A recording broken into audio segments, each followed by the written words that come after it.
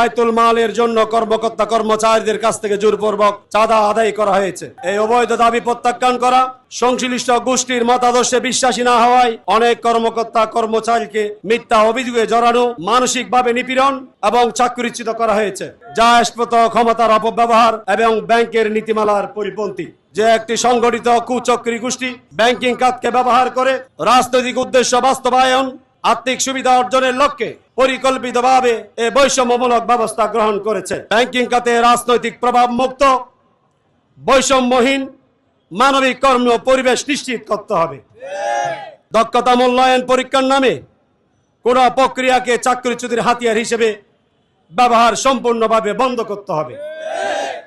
বর্তমান বিতর্কিত ও অবৈধ ও ম্যানেজমেন্ট বাতিল করে দক্ষ ও পেশাদার বোর্ড ম্যানেজমেন্ট পুনর্গঠন করতে হবে, যাদের মাধ্যমে পেশাদার ব্যাংকারদের কর্মক্ষেত্রে ফিরে আসার সুযোগ সৃষ্টি হবে বলে আমরা মনে করি।